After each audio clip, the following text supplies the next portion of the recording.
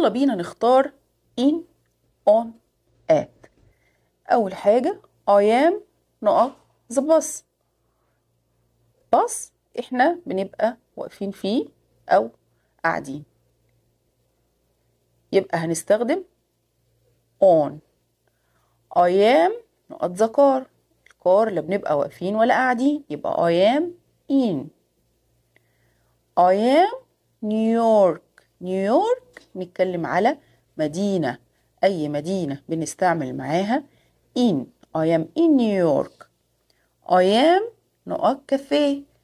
كافيه ده specific place، مكان معين بنستخدم فيه at.